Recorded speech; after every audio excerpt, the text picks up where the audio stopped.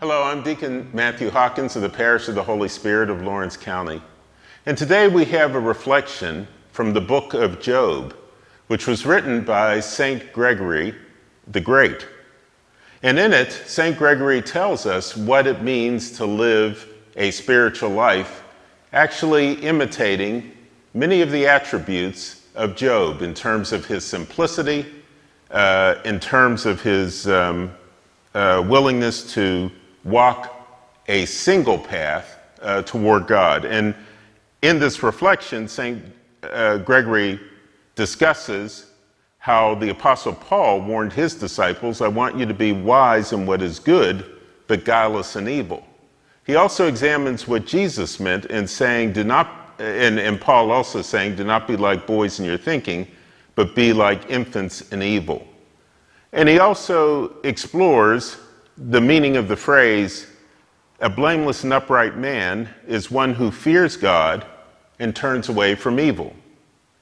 And finally, he explores the phrase, woe to the sinner who walks the earth along two paths. And we wonder exactly what one means by that phrase.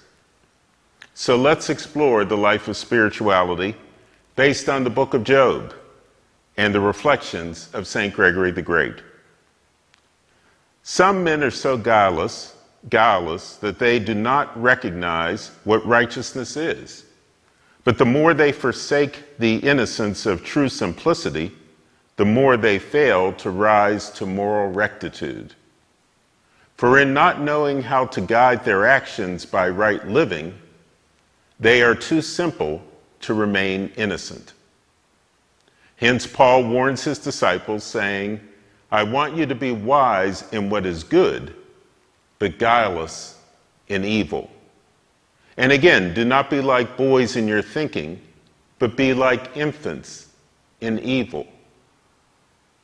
Thus, the truth himself bids his disciples be wise as serpents, but simple as doves.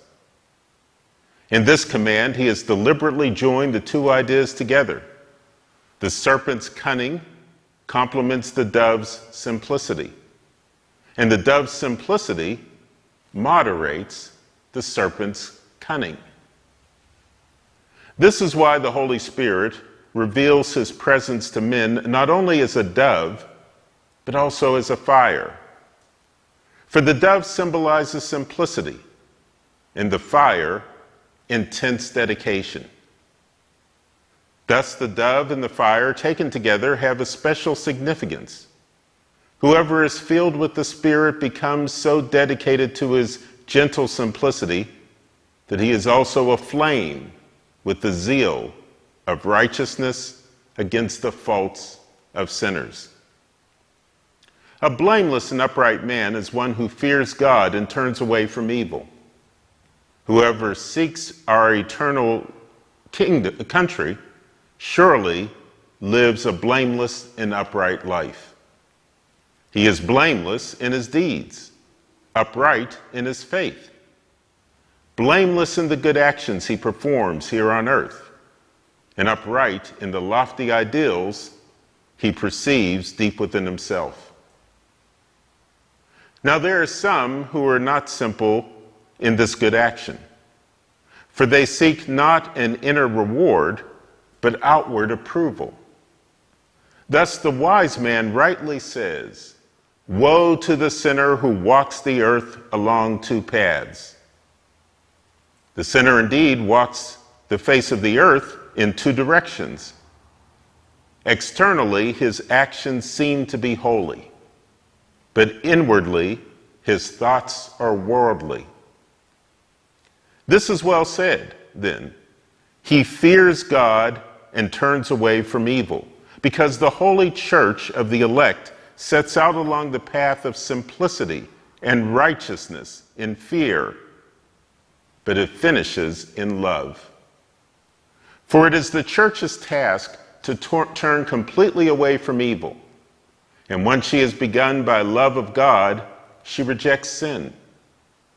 If she still does good only out of fear, then inwardly she is not withdrawn from evil. For she commits sin by desiring to sin. If only she could sin without punishment. Rightly, therefore, Job was said to fear God because he turned away from evil. But for love is moved by fear when the mind rejects the very thought of sin. May God bless you.